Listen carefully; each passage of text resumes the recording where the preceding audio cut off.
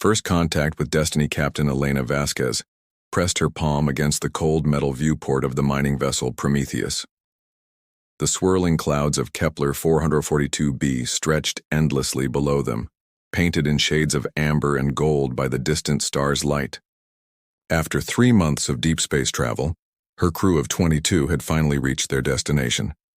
This gas giant supposedly contained rare crystalline formations worth more than the entire gross domestic product of Earth's moon colonies. "Captain, we're picking up some interesting readings from the lower atmospheric layers," called out Dr. James Park from his position at the sensor array. The xenoarchaeologist had joined their expedition as a last-minute addition from the Earth Science Consortium. His specialty was identifying alien artifacts, though most of their previous missions had yielded nothing more than ancient space rocks and cosmic debris. Elena pushed herself away from the viewport and floated over to examine his data. The ship's artificial gravity was turned down to minimum to conserve power during their extended mission. "What kind of readings, James?" "Metallic structures. Definitely artificial. But the composition is unlike anything in our databases. The formations appear to be buried deep within the planet's core, surrounded by compressed hydrogen and helium layers that have been undisturbed for thousands of years." James manipulated the holographic display, showing a 3-dimensional map of the planet's interior. "Captain, I think we've found something extraordinary." Lieutenant Marcus Torres drifted over from the communications station. The security chief had been monitoring standard channels for any sign of other vessels in the system. "Ma'am, whatever's down there, we're not the only ones interested in it. I'm detecting long-range scanning beams from at least 3 different sources. Someone else knows about this place." Elena felt a chill run down her spine. Deep space was supposed to be empty in this sector. According to Earth Command's star charts, no known alien civilizations had claimed territory within 50 light-years of their current position. "How far out are these scanning sources?"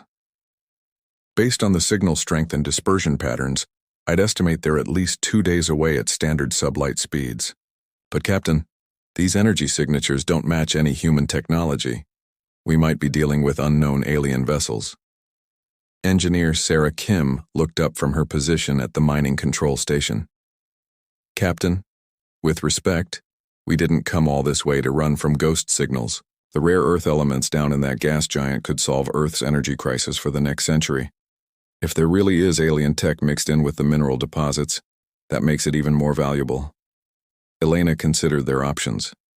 The Prometheus was equipped with standard mining lasers and basic defensive shields, but they weren't prepared for a combat situation. However, their orders from Earth Command had been clear. Investigate any unusual phenomena and collect samples of strategic value. Running away empty-handed wasn't an option. "Sarah, how long would it take to deploy the deep core mining probes?" Elena asked. 6 hours to prep and launch, another 12 to reach the target depth. Once we start drilling, we should know what we're dealing with pretty quickly. Sarah's fingers danced across her control interface, bringing up mining deployment scenarios. "Doctor," Park was still studying the sensor data when he suddenly straightened in his restraints. "Captain, there's something else. These metallic structures aren't randomly distributed. They're arranged in a pattern that suggests deliberate construction. We might be looking at the remains of a massive artificial facility." "How massive are we talking?" Elena asked. James expanded the holographic display to show a wider view of the planet's core region. "At least 50 kilometers in length, possibly. Much larger. The metal composition includes several elements that don't exist naturally. Someone built this thing and then buried it at the center of a gas giant. The question is why?" Before Elena could respond, Lieutenant Torres called out urgently from his station. "Captain, we're receiving a transmission. It's coming from one of those unknown vessels, and somehow they're broadcasting in perfect English." Elena felt her blood turn to ice. No human ship should be in this system, and alien species that could speak English were extremely rare. "Put it through the main speakers, Marcus. Let's hear what they have to say."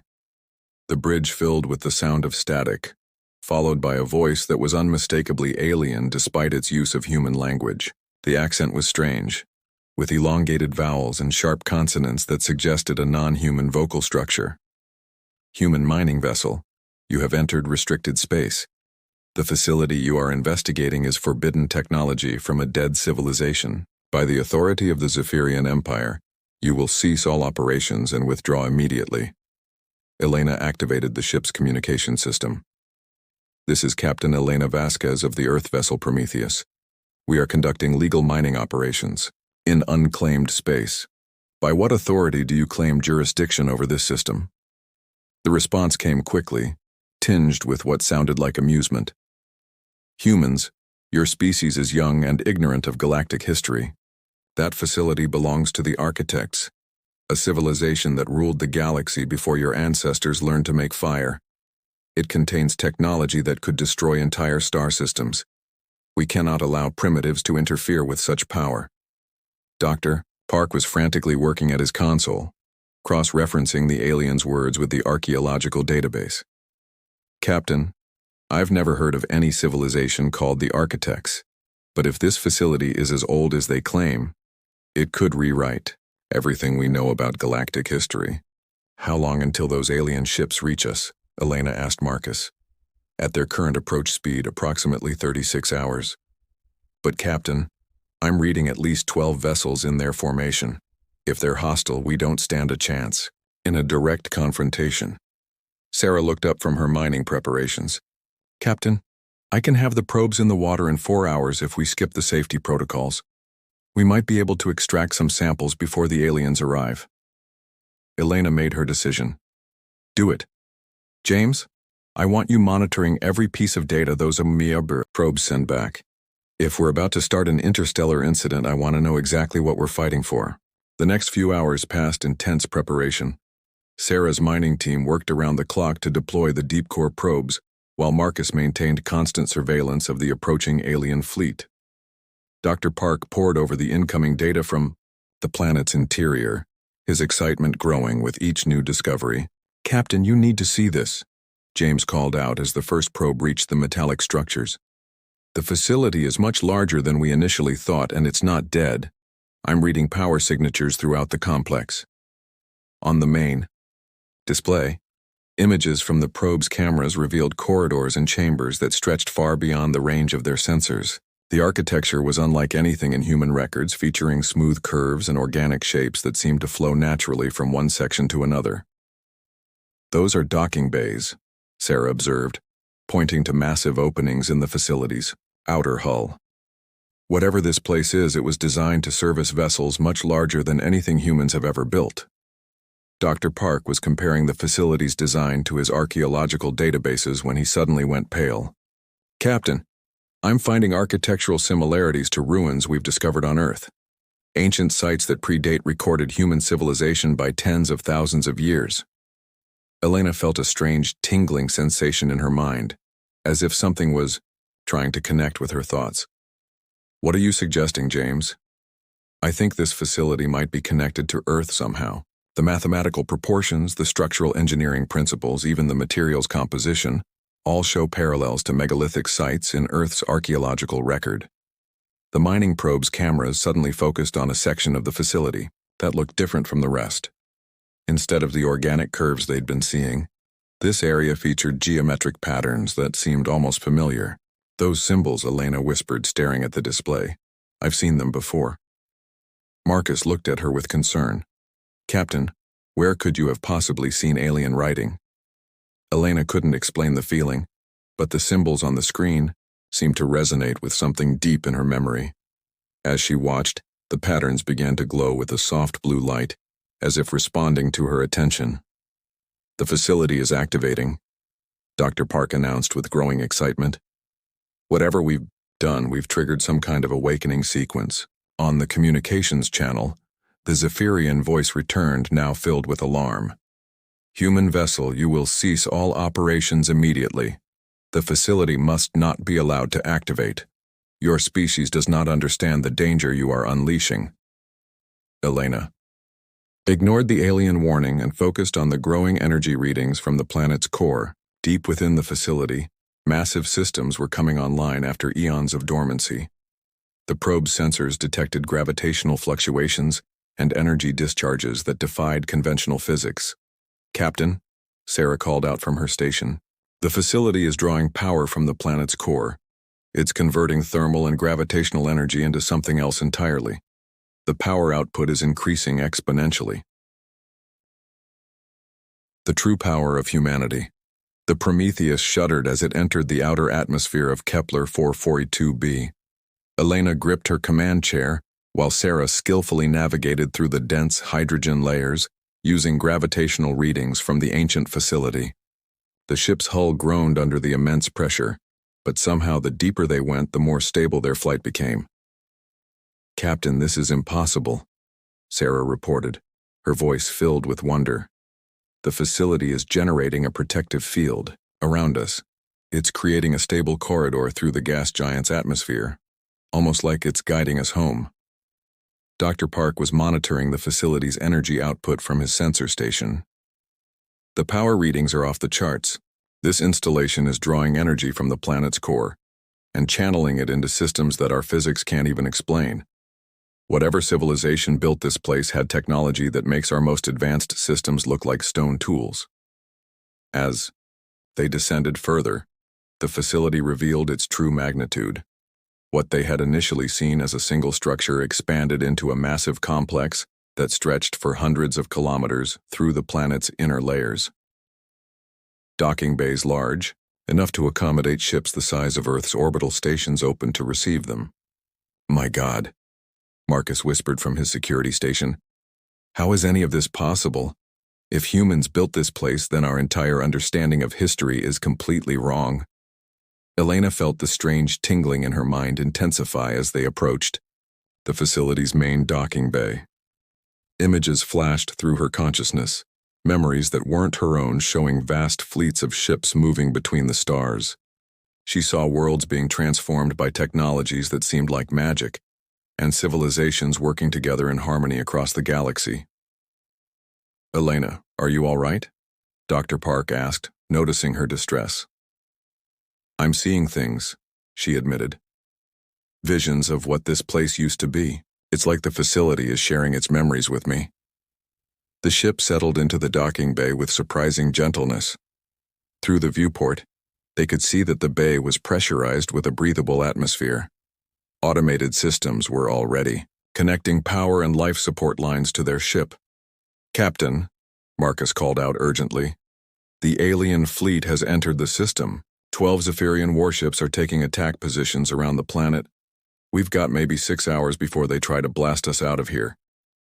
Elena stood up from her command chair, decision crystallizing in her mind. "James, Sarah, you're with me. We're going to explore this facility and find out what the Zephyrians are so afraid of. Marcus, maintain communications and monitor the alien fleet." As they prepared to leave the ship, Elena couldn't shake the feeling that they were about to cross a threshold from which there would be no return. The facility's blue glow pulsed around them like a heartbeat, and the strange visions in her mind were becoming clearer. The airlock opened to reveal a corridor that was clearly designed for human proportions. The walls were covered with the same glowing symbols they had seen on the external structures, but now Elena could almost understand their meaning.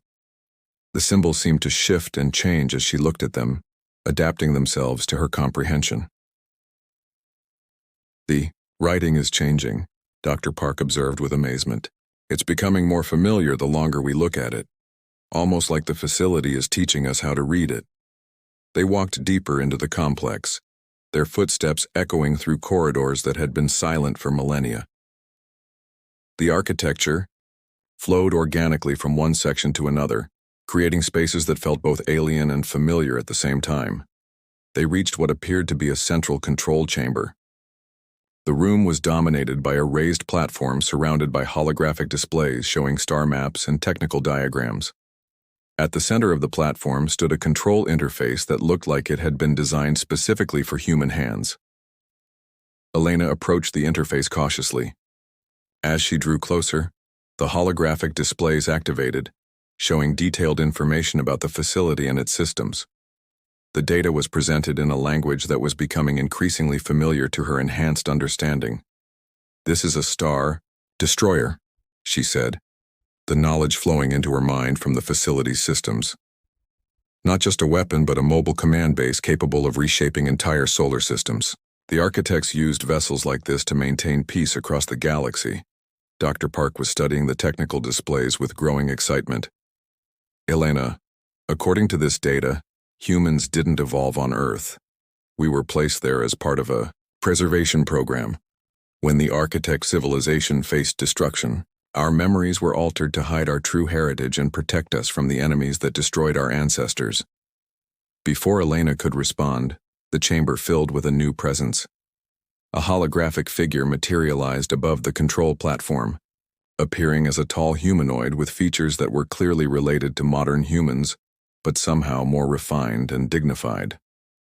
"Welcome home, children of the architects," the figure spoke in a voice that resonated with ancient wisdom. "I am Arya, the consciousness of this facility. I have waited 50,000 years for humanity to return to the stars and reclaim their birthright." Elena stepped forward, feeling a strange sense of recognition. "Arya, what happened to the architects? Why were humans sent away from the galaxy?" The architect civilization faced destruction from entities beyond our galaxy, beings of pure energy that consumed entire star systems for their power. Rather than see all their knowledge lost, the architects scattered their children across remote worlds and altered their memories to hide them from the destroyers. The holographic displays changed to show the current state of the galaxy. Vast regions were controlled by species like the Zephyrians, races that had risen to power in the absence of the architects. But now that humanity had found this facility, everything was about to change. The Zephyrians and their allies have maintained control of the galaxy for thousands of years. Arya continued. They know that if humanity awakens to their true nature, their empire will crumble. That is why they seek to destroy you before you can access your full potential. Marcus's voice crackled through their communication devices. "Captain, the alien fleet is moving into attack position. They're charging some kind of massive weapon system. I think they're planning to destroy the entire planet." Elena placed her hands on the control interface, feeling power flow through her as the facility recognized her genetic heritage. "Arya, can this star destroyer defend itself?" "More than defend," the AI replied. "This facility contains technologies that can reshape matter at the molecular level and manipulate gravitational forces across entire star systems. But to fully activate these systems, you must accept your role as an architect commander."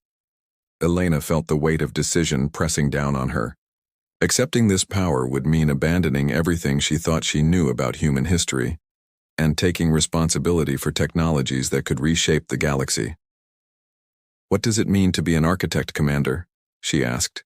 "It means awakening the dormant potential in your DNA, accessing genetic memories that have been locked away for millennia, and accepting responsibility for protecting not just humanity, but all sentient life in the galaxy." Through the facility's sensors, Elena could see the Zephyrian fleet preparing their attack. 12 massive warships were converging on the planet, their weapon systems glowing with destructive energy. If she did nothing, her crew would die, and humanity would remain forever ignorant of their true heritage. "I accept," Elena said, pressing her palms firmly against the control interface. Power surged through her body as dormant genetic sequences activated. Her mind expanded to encompass knowledge that had been locked away for 50,000 years. She could suddenly understand technologies that had seemed impossible moments before, and she could feel the vast network of systems throughout the Star Destroyer responding to her will. Dr. Park and Sarah watched in amazement as Elena's appearance began to subtly change. Her features became more refined, her posture more commanding, and her eyes took on a golden glow that reflected the facility's energy. "Elena," Dr. Park whispered, "what's happening to you?" "I'm becoming what I was always meant to be," she replied, her voice carrying new authority and wisdom. "The genetic locks placed on humanity are breaking down. We're remembering who we really are." Through the Star Destroyer's sensors, Elena could perceive the approaching Zephyrian fleet with perfect clarity. She could see the fear in the alien commanders' minds as they realized what they were truly facing. This wasn't just a mining vessel that had stumbled onto ancient technology. This was the awakening of the galaxy's former masters. "Arya, activate all defensive systems," Elena commanded. "Show these usurpers what happens when they threaten the children of the architects." The Star Destroyer came fully online with a power that shook the entire gas giant. Weapon systems that had slept for millennia awakened with terrible purpose. The facility's hull reconfigured itself, revealing massive energy cannons and defensive arrays that had been hidden within the planet's core. The Zephyrian fleet opened fire first, launching massive energy barrages that would have destroyed any conventional target. But the Star Destroyer's shields absorbed the attacks effortlessly, converting the incoming energy into power for its own systems. Elena raised her hand, and the Star Destroyer responded to her gesture. Beams of pure gravitational force lanced out from the facility, tearing through space-time itself to strike the alien warships. The Zephyrian vessels, despite their advanced technology, were torn apart by forces that operated beyond their understanding of physics. "Impossible," came Admiral Kethvar's voice over the communication channels. "Human primitives cannot possess such power." "We are not primitives," Elena replied, her voice carried across space by the Star Destroyer's communication systems. "We are the architects, the builders of this galaxy, and we have returned to reclaim our birthright." The battle lasted only minutes. The Zephyrian fleet, despite their numerical advantage and advanced technology, was no match for weapon systems designed by a civilization that had once ruled the stars. When it was over, debris from 12 warships drifted through space, and the galaxy had received a message that would reshape the balance of power forever. Dr. Park and Sarah were staring at Elena with a mixture of awe and concern. "Elena, what happens now? If we've just declared war on the Zephyrian Empire, Earth isn't prepared for the consequences." Elena turned to face them, her golden eyes reflecting wisdom accumulated across millennia. "Earth won't face this alone. There are other facilities like this one hidden throughout the galaxy, waiting for humanity to find them." The architects prepared for this day, when their children would return to claim their heritage. She gestured toward the star maps on the holographic displays. "Area has the locations of 17 other Star Destroyers, each one capable of reshaping entire solar systems, and there are colonies of humans scattered across dozens of worlds, all of them waiting to remember who they really are." Marcus's voice came through the communication system with barely contained excitement. "Captain, I'm receiving signals from across the galaxy. It's like our activation of this facility has sent out a wake-up call. Other installations are coming online, and I'm detecting human life signs on worlds we never knew existed." Elena smiled, feeling the weight of her new responsibilities settling around her shoulders. The galaxy thought humanity was a young, primitive species confined to a single world. They're about to learn that we've been here all along, waiting for the right moment to return. As the Star Destroyer began to move through space for the first time in 50,000 years, Elena looked out at the stars with new understanding. The galaxy was about to change forever, and humanity would once again take its place as the architects of galactic civilization. The age of hiding was over, and the age of reclamation had begun. The ancient vessel set course for the next hidden facility, ready to awaken more of humanity's sleeping guardians and restore the balance of power that had been lost so long ago.